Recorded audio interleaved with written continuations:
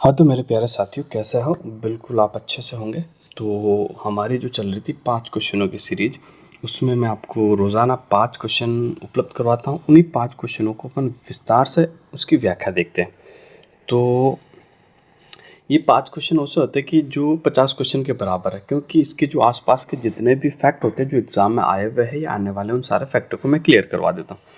बाकी बहुत important class है। आपके जो भी एग्ज़ाम्स हो, राजस्थान पुलिस का हो, राजस्थान पटवारी का हो, वीडियो वाला हो, आपका सीईटी वाला हो, ग्रेजुएशन वाला सीईटी हो या 10+2 सीईटी हो, ठीक है। इसके अलावा आपका लाइब्रेरियन वाला हो या फिर आपका छात्रावास अधीक्षक वाला, कोई सा भी आपका एग्ज़ाम्स हो, सारे एग्ज़ाम्स के लिए वेरी वेरी इंपॉर्टेंट क्लास है। बस आप जुड़ जाइए, जब एग्ज़ाम होगा आपको पता चल जाएगा कितनी इंपॉर्टेंट क्लास थी। तो आज अपन नए 5 क्वेश्चन करने वाले हैं। सबसे पहले तो आप क्लास को शेयर ज़रूर करा करो, एक तो शेयर नहीं करते हो, दूसरा चैनल को भी सब्सक्राइब करना। बहुत ही इम्पोर्टेंट फैक्ट आज की क्लास में आपको बताने वाला हूँ। तो आज का जो पहला क्वेश्चन है आपके सामने है, राजस्थान में वैष्णव धर्म का प्राचीनतम अभिलेख कहाँ से प्राप्त हुआ था? तो इसका जो आपका राइट आंसर हो जाएगा, कौन सा हो जाएगा? तो बिल्कुल ऑप्शन नंबर आपका जो 1 है, गोसुंडी। ऑप्शन नंबर 1 आपका बिल्कुल राइट आंसर हो जाएगा। अब मैं बात कर लेता हूँ गोसुंडी शिलालेख के बारे में, जिससे बार बार सवाल पूछा जाता है। एक तो आपको याद रखना है कि ये गोसुंडी जो शिलालेख, इसकी लिपि कौन सी है? तो इसकी लिपि जो है आपको याद रखना ब्राह्मी है। कौन सी लिपि है? ब्राह्मी, ठीक है। दूसरा, इसकी भाषा कौन सी है? ये भी कई बार सवाल बना है। तो इसकी भाषा जो है संस्कृत है। बहुत ही इंपॉर्टेंट और शानदार फैक्ट आपको बताने वाला हूँ। ये मिला कहाँ से? देखो, गोसुंडी इसका नाम है, गोसुंडी गांव से मिला है। गोसुंडी गांव है, ठीक है, जो कहाँ पड़ता है? गोसुंडी, ये जो गांव है ना आपका गोसुंडी, ये पड़ता है आपके नगरी चित्तौड़गढ़ में। कहाँ पड़ता है भाई? नगरी चित्तौड़।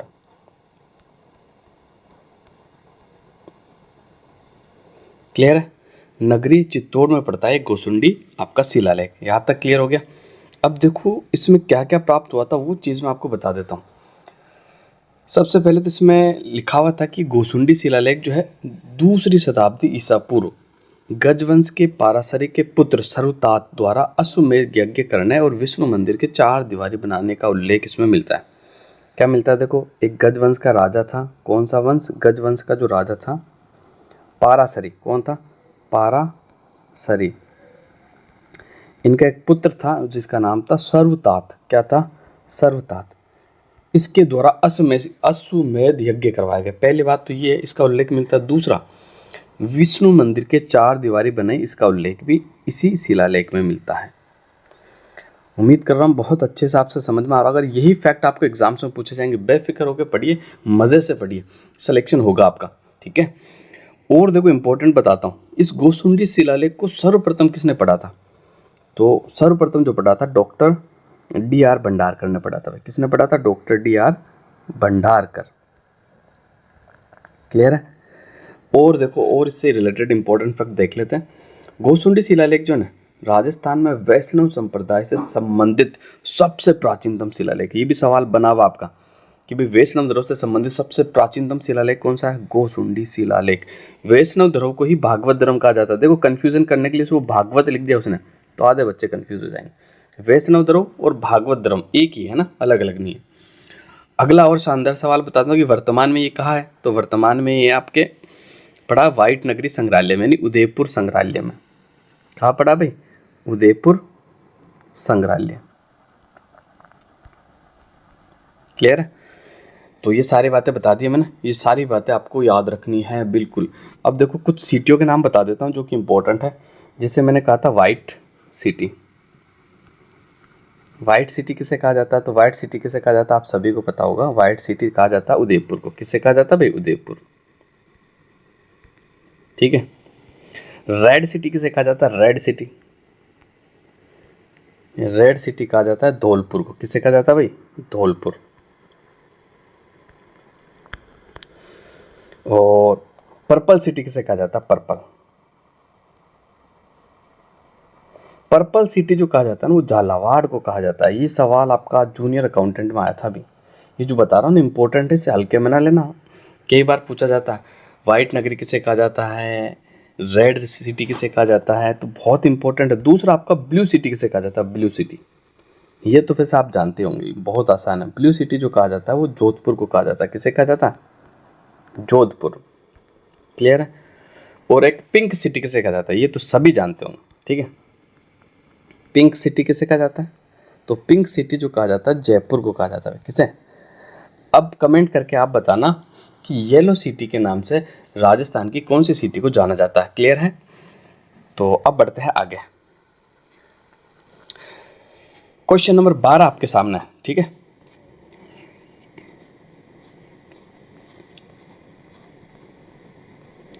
पीने के पानी में फ्लोराइड की सांद्रता से जिलों का कौन सा समूह सर्वाधिक प्रभावित है। देखो, सबसे पहले तो याद रखना कि फ्लोराइड की ज़्यादा समस्या जो है वो रेगिस्तान की तरफ है। इसमें रेगिस्तान के जो ज़िले दिए हुए तो वह ज़्यादा होगी, और दक्षिण के अंदर भी है थोड़ी बहुत। तो ऑप्शन नंबर 2 आपको दिख रहा होगा इसमें, जालोर, बाड़मेर, सिरोही और बांसवाड़ा, यहाँ पर आपके फ्लोराइड की समस्या ज़्यादा है, ठीक है। देखो फ्लोराइड क्या होता है इसके बारे में थोड़ा सा मैं आपको बता देता हूँ। फ्लोराइड की समस्या कब होती है, जैसे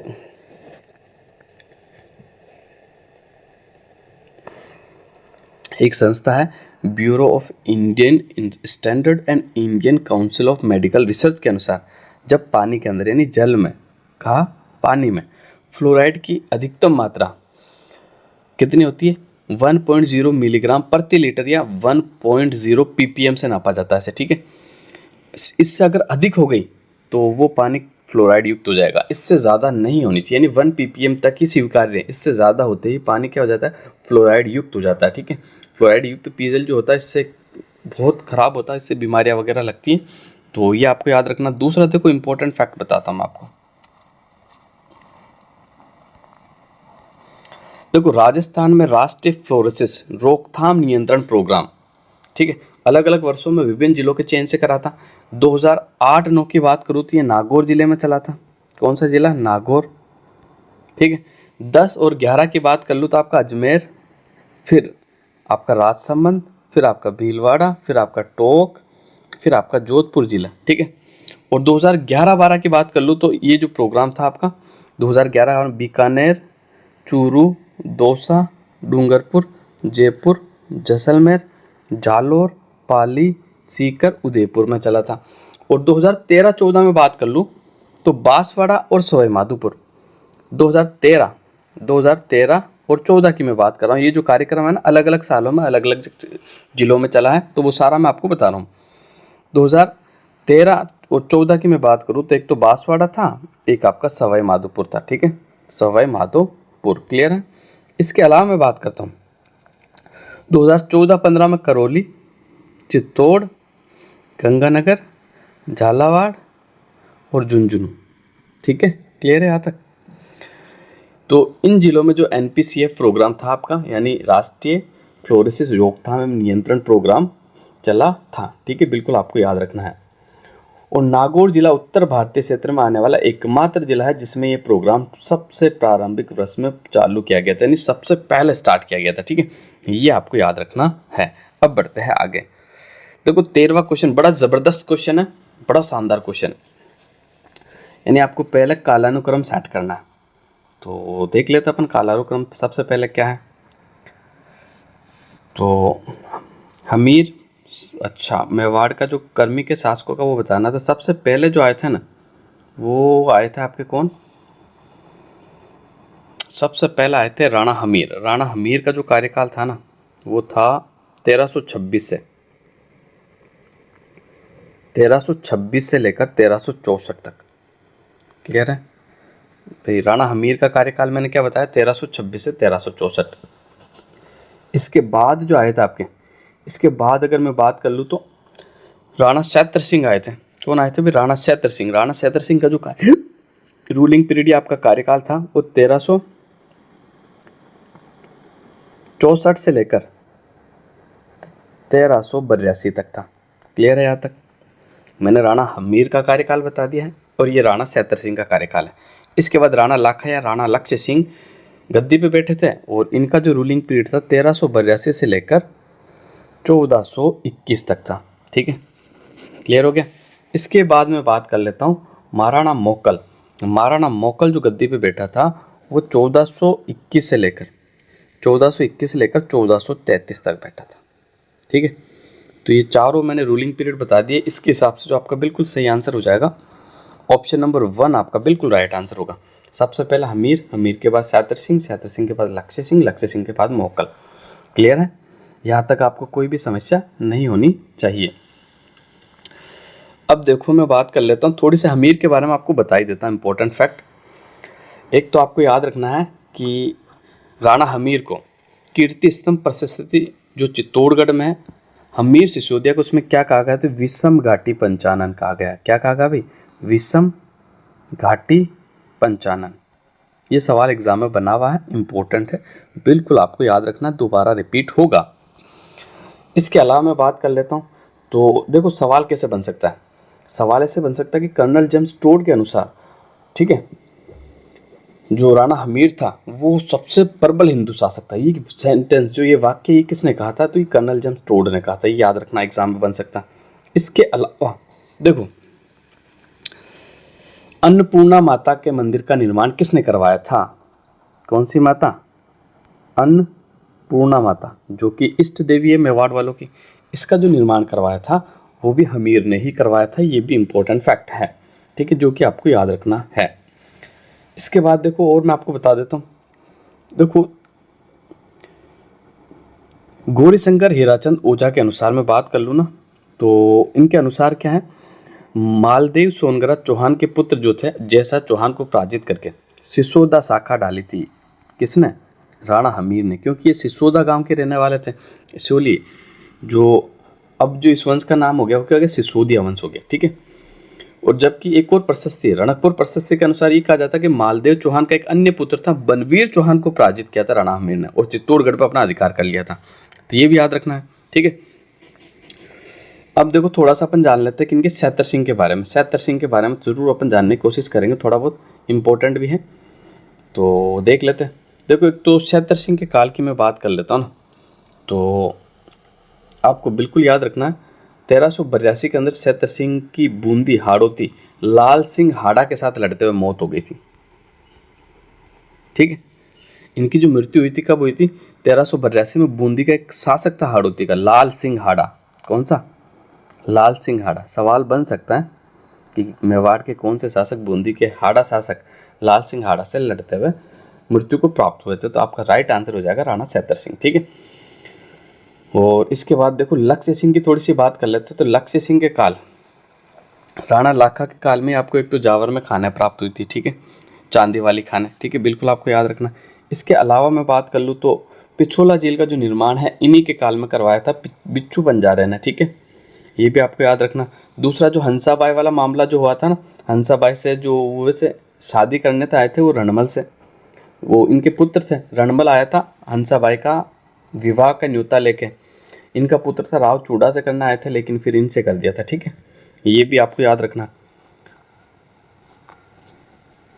तो ये सारे जो फैक्ट मैंने आपको बताया जो इंपॉर्टेंट है, बिल्कुल आपको याद रखना है।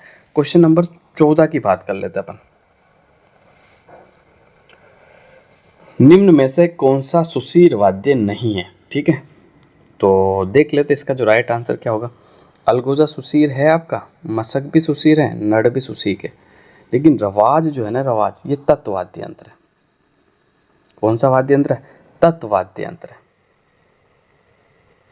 अब देखो रवाज के बारे में अगर थोड़ा सा मैं आपको बताना चाहूँ ना, तो ये सारंगी के समान ही वाद्य यंत्र होता है। ठीक है, और इसे गज के स्थान पर नाखून से बजाया जाता है। भाई किससे बजाया जाता है, नाखून से बजाया जाता है, ये याद रखना आपको एक तो। दूसरा, इसमें तार कितने होते थे, इसमें तारों की संख्या 12 होती है। भाई रवाज में तारों की संख्या कितनी होती है, 12 होती है। इस मेवाड़ के जो भाट और राव जाति जो होते हैं ना, वो इसको ज़्यादा बचाना पसंद करते हैं, किसको, रवाज को। अब मैं बता देता हूँ राजस्थान के सुशीर वाद्य यंत्रों के बारे में। देखो एक तो हो गया आपका अलगोजा, एक हो गया मशक, एक हो गया नड़। इसके बाद में बात करूँ तो एक आपका हो गया शहनाई। कौन सा हो गया, शहनाई। ये भी आपका क्या है, सुशीर वाद्य यंत्र। सुशीर वाद्य यंत्र नहीं होता फूंक दे के बजाना। और इसके बाद होता आपका बांसुरी। बांसुरी वह सुशीर वाद्य यंत्र। ठीक है, इसके अलावा मैं बात कर लूँ तो पुंगी, ये पुंगी भी आपका सुशीर वाद्य यंत्र है। ठीक है, इसके अलावा मैं बात कर लूँ तो आपका मस्क, क्या हो जाएगा, मस्क। मस्क के अलावा मैं बात कर लूँ तो बांकिया, बांकिया ये भी आपका सुशीर वाद्य यंत्र है, ठीक है। इसके अलावा मैं बात कर लूँ तो भूंगल, भूंगल को ही रणवेरी कहा जाता है, भी याद रखना है ना, भूंगल, भूंगल हो गया आपका। भूंगल के अलावा मोरचंग हो गया आपका, ठीक है, मोरचंग ये भी आपका फूक दे के बजाया जाता है, मोरचंग। मोरचंग के अलावा मैं बात कर लूँ तो आपका हो जाएगा सत्तारा। सत्तारा के अलावा मैं बात कर लूँ तो आपका हो जाएगा तुरही, तुरही, ठीक है। इसके अलावा मैं बात कर लूँ तो एक आ जाएगा आपका मुरली, कौन सा भाई, मुरली, ठीक है। और इसके अलावा मैं बात कर लूँ तो नागफणी भी आपका सुशीर वाद्य यंत्र, कौन सा, नागफणी, ठीक है।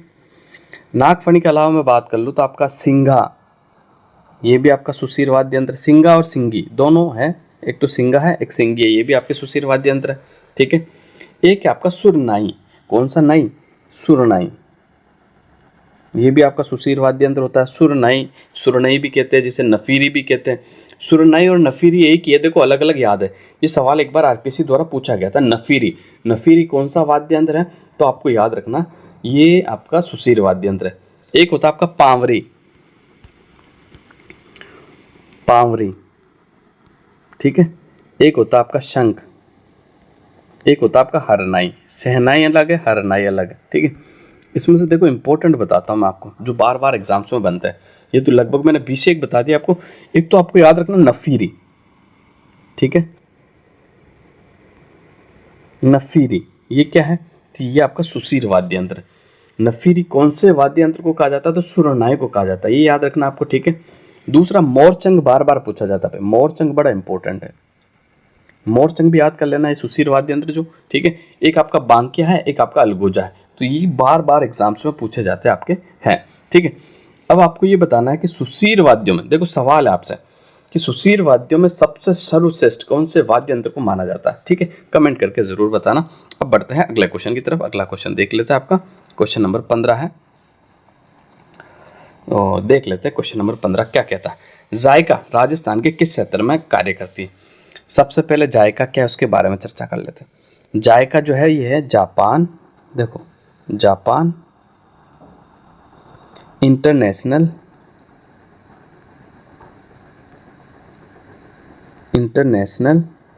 कोऑपरेशन एजेंसी, ठीक है, कोऑपरेशन एजेंसी है, ठीक है। इसका पूरा नाम मैंने बता दिया जायका का, ठीक है, जापान इंटरनेशनल कोऑपरेशन एजेंसी, जायका हो गया।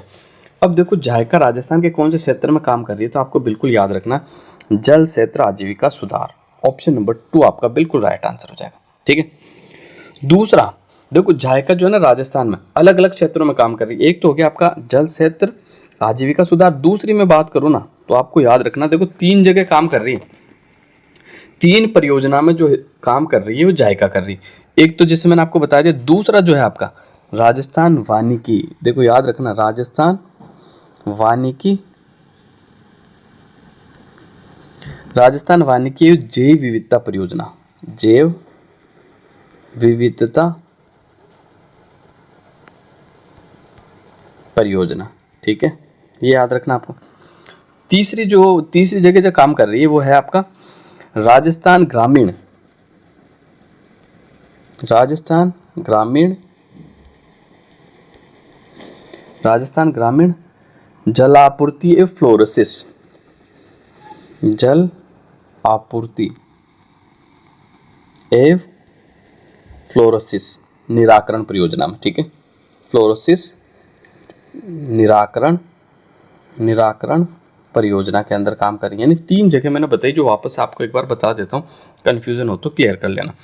एक तो आपकी काम कर रही है जल क्षेत्र आजीविका सुधार में, दूसरा राजस्थान वानिकी एवं जैव विविधता परियोजना में, तीसरा आपको याद रखना राजस्थान ग्रामीण जलापूर्ति एवं फ्लोरोसिस निराकरण परियोजना। इन 3 योजनाओं के अंदर किसका योगदान है, जायका का योगदान है, बिल्कुल आपको याद रखना है। क्लियर है यहाँ तक। तो आज के लिए बस इतना ही। तो मैंने आपको जो फैक्ट बताया, इंपॉर्टेंट फैक्ट है, ज़रूर इन्हें याद करना, आप आपके एग्जाम में बहुत ही आपकी हेल्प करेंगे। तो मिलते हैं अगले 5 क्वेश्चनों के साथ, जिसमें 50 का काम कर देते हैं अपन तमाम, 5 यानी 50 का काम तमाम, ठीक है। तो आज के लिए बस इतना ही, धन्यवाद।